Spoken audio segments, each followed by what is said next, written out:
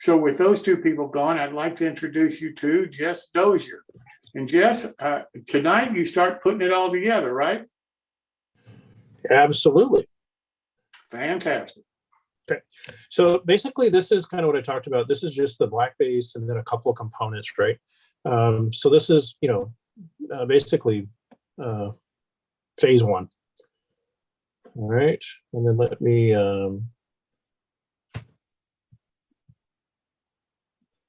now I'll go and scroll. Hold on a second. There we go. All right, now we're cooking with gas. Okay. All right. So basically, just obviously, want to make sure that as I do this, when you want to put all this together, you want to make sure that you got a plan. Dioramas look spontaneous and all that fun stuff, but in reality, a lot of planning goes into them and just making sure everything fits ahead of time. So I kind of did some mocking up and I moved some stuff around just because, especially when I built the pilot model, I ended up doing it, a little differently. I kind of had to mess around with it to get it right. I discovered a couple things that I eventually actually modified in the kit. So what I wanted to do in this case is I wanted to be able to see it from both sides. So I wanted one side to be the logboat side, and then I wanted the other side to be where that little dock and outhouse is, right? So I wanted to kind of have sort of two separate little scenes. I know the shade is not included in the kit, but I also, part of this was it's just a simple diorama to display stuff. So, I wanted just to kind of get some scale just to see how things looked. Keep it up through, nice and grungy, right? Let's get to the fun stuff. So then part of, if I'm going to put this logboat on one side, well, you wouldn't have a logboat smashed against, trestle piers, right? Even if they had a concrete base. So I wanted to make sure that I had this thing, make sense. So I just took some balsa and I just beat the heck out of them. And I stained them up. I just chopped them up and, basically made a nice little pier. So the next thing we talked about last week is I need to, where the water is going to go, it's translucent.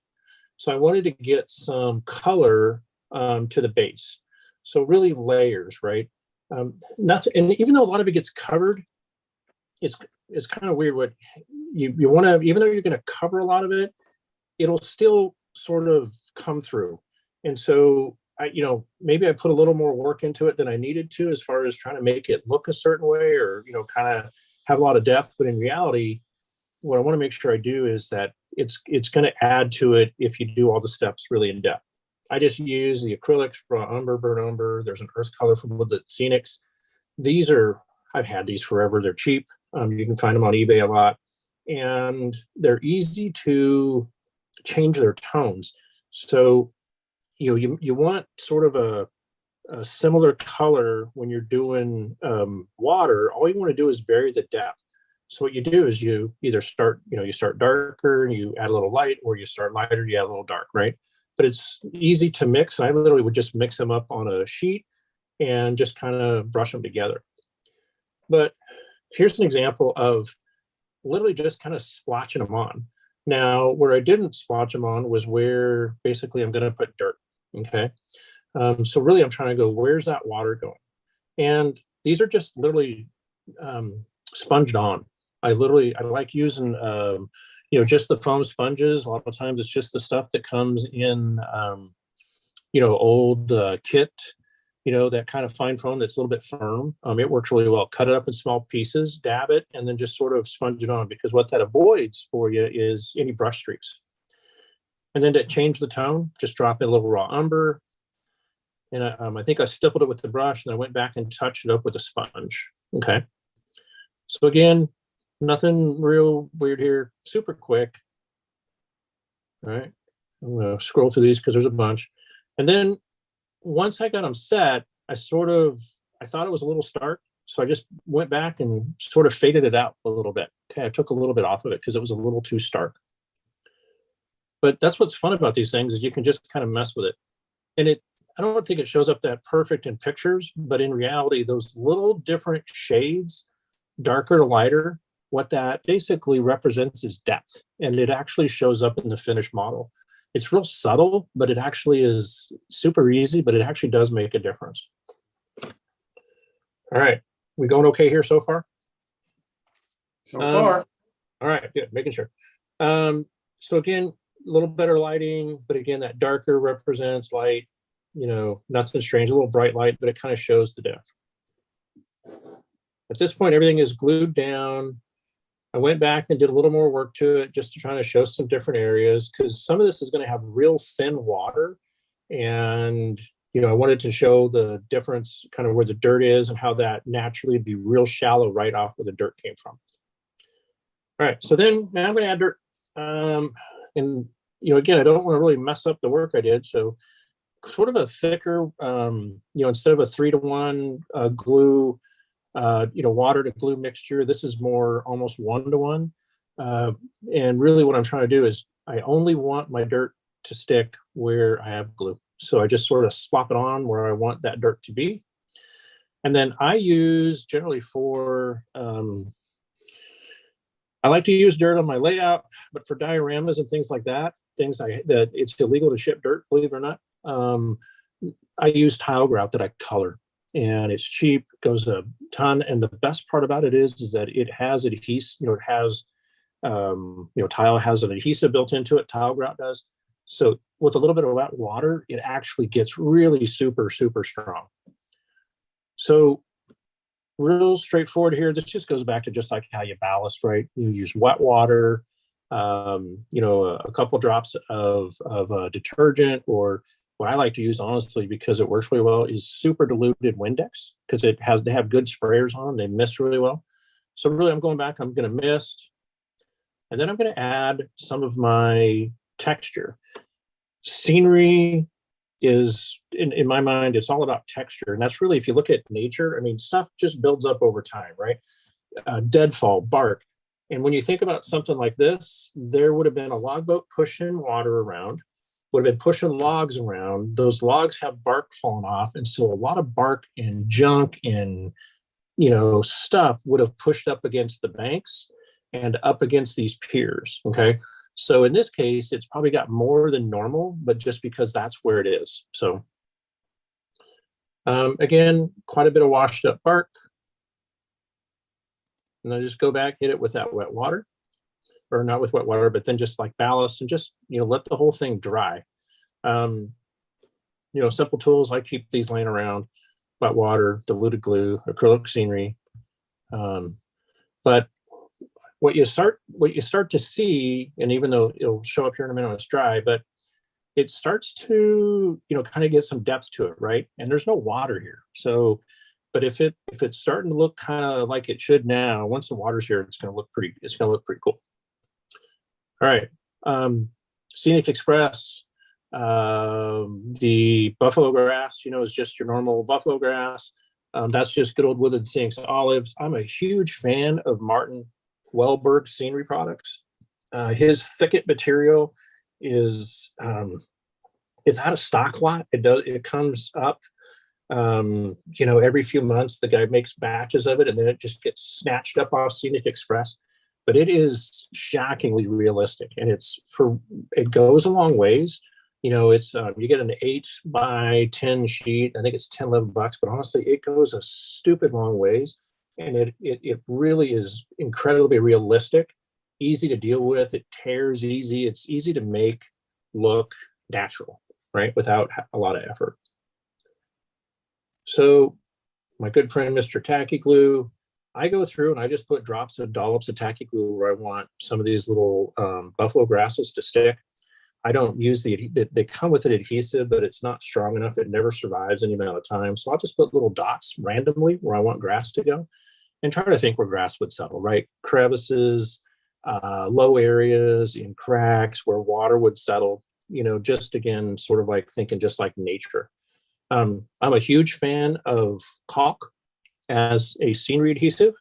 I use a dark brown. It's dirt cheap. It goes forever. If you cut it nice and small, it's really easy to control, and it's flexible. And when it dries, as long as you don't overdo it, it instantly holds things where you want. So to me, when you're trying to do a big area, it works really, really well. So again, once I do the water on here, I don't want to be messing with too much stuff on this thing, right? Because that's kind of one of the last steps. So I kind of work through and place the scenery. And I literally did all this over the course of like an hour. I mean, it's fast. I try not to overthink it. I try not to place too much stuff, because that's usually where, at least for me, when I think about something too long and think about, where to place it, that's usually when I overthink it and don't get anything done. And then it also doesn't necessarily look natural. So when I think about bushes and things, I'm like, where would they grow? Where would water settle? Where's a crevice? Where would it be natural? I'm the nut job who's going around taking pictures of deadfall when I drive by logs all the time, right? And I just use those as reference.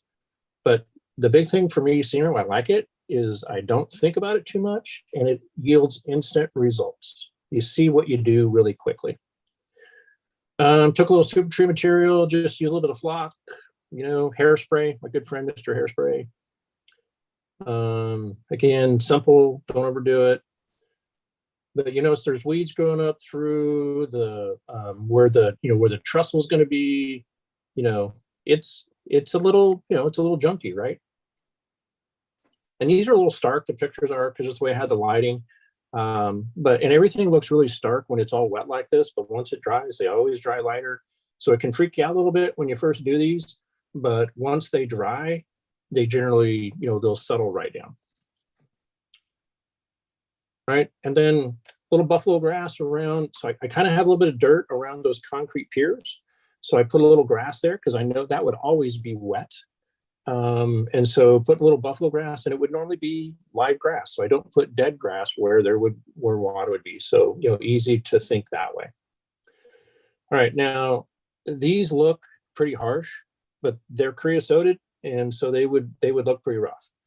This is when they were wet. They obviously dry a little lighter, but I mean, I made these purposely dark. It's like they would be pile driven, beat up, fully creosoted, in bad shape piers. So then, right before I do the water, I want to just make sure I do some other placement stuff. Now, if you look at the little dock scene, I went ahead and did the finish work on it before I placed it.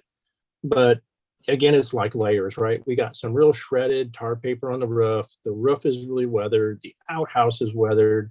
Spent a little extra time on the barrels. I made sure I had some spillage. I put some moss on the dock. I lose my mind on something like that, because you can do a lot in 3 to 4 inches square. You can have a lot of fun. And honestly, it doesn't take very long.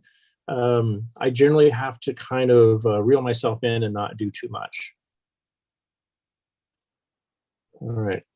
So again, just next part was obviously I got to have those logs ready. That's going to be my next step, is the water. So I want to make sure I have them pre-placed. This was before I had the motor done, and I grind the motor up to the point that you almost can't see the green, can't see the blue, but it sort of matters, because when you look at it, you see a hint of the blue, you see a hint of the green, and it sort of adds some depth to it. And it's one of those little things like that in dioramas add up. All right, so logs, placement, just trying to think it through. I ended up cutting them a little bit shorter because I wanted to make sure that, well, they fit and that they, looked right. So this is just acrylic heavy gel, and it's literally just sponged on. And this is the thicker heavy gel.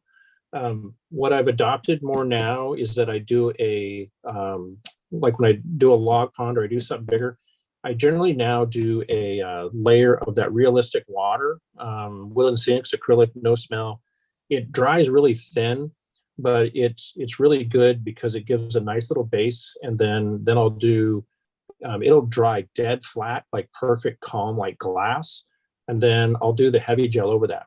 So when this goes on, it's like frosting a cake. It's white. And it can be a little stark because you're like, you might overthink all the, curves and corners, but in reality, it's going to dry clear, completely clear. If you want to have any waves on it, you're going to have to paint them. So that was the first step, was just to basically go back and wherever there wasn't dirt, wherever there was shoreline, just drop all this in. And then there's my magic. No, I did not clean the bathroom with that first. I cut it off a brand new sponge. But that's the kind of sponges I use, just cheap, nothing fancy, more random, the better. All right, pretty straightforward. Then immediately because I had a plan. Now I plant everything. The log, this heavy gel is a great adhesive, but once you put it on, you'll never get it off. So if I try to remove that log boat, it's gonna be shattered, right? So that's why I plan a little bit, is I want to make sure that once I do it, it's done and I'm happy with it, because there is no going back.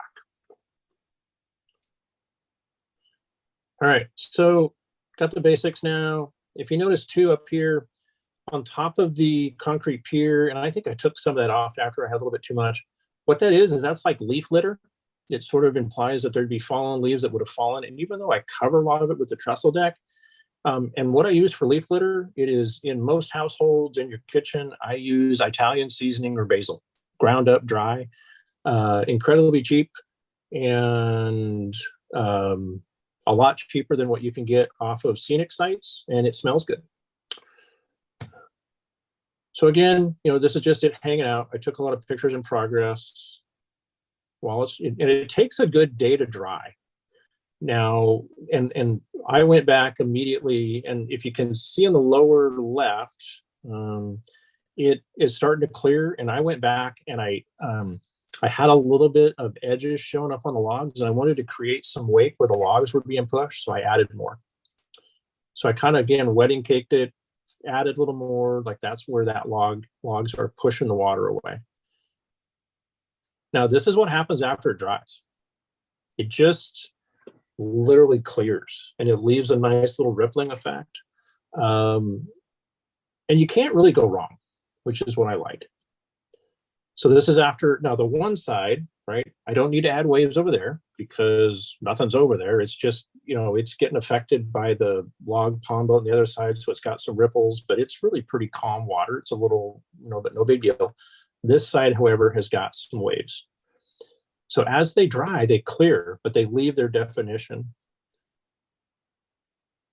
And again, I think those after a day or so, they start to clear pretty well. And then really what you do, and here's a good picture of the other side. When it dries and it's clear, I think you can see it pretty well in this picture, but the little bit of extra effort that I took to put some depth and some different shades in that base layer shows up here, right? And so when you see this in person, it looks like a lot more effort was put into it than it was. And it looks sort of artistic, but it's really more just about, again, a process. So this shows a pretty good difference in that shade. You've got a little lighter by the shoreline, then it gets darker where the water is deeper. But that's what that little painting, that base does. And a lot of, you can color this water, but I absolutely avoid coloring it, because once you color it, it's no longer translucent. It holds acrylic color really well. You can make it bright blue, you can make it whatever, but it's much more effective if you just paint the base, apply it thin so it appears that it has some depth. So again, pretty straightforward, pretty good, pretty fun result. And if you look, the cracks on the pier, on that concrete pier, the weathering, the tar paper. I put a bird up there on top of the outhouse. That's a Wiseman metal bird. I just painted them gray and highlighted them white. I didn't overdo it. I didn't try to paint an eye or anything crazy. No one's going to look at it and go, hey, you didn't paint your bird's eye. That is a little piece of tissue paper that I mixed blue acrylic paint and white glue 50-50.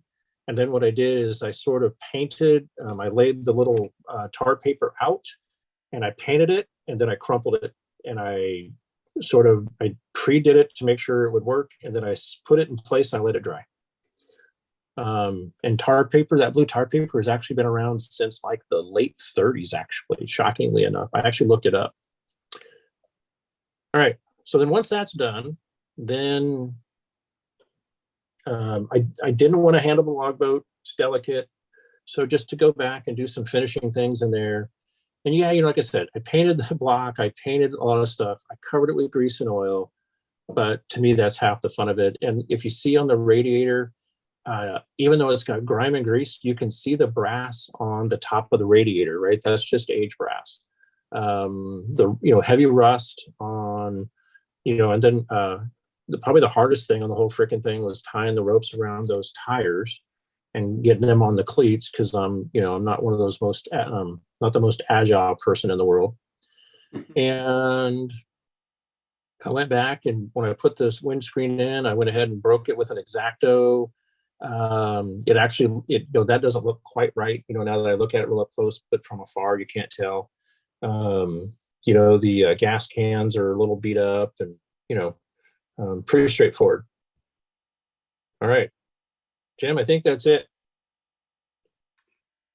Well, Jess, I can't thank you enough for taking the time and going to the trouble to do this for us. I think what we just saw was really a master creator of dioramas. And Jess, Wow. I thank you enough for sharing your talent with us.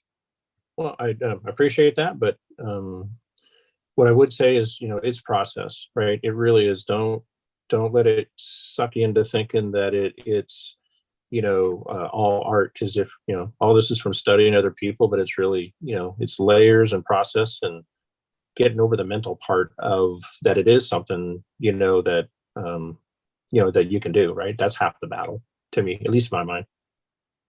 Yeah, and the nice part about your kits is everything you need to create that diorama is included. You don't have to go out and buy anything else. So Jess, thank you so much. I really do appreciate it. Yep. Thank you, everybody. Appreciate it.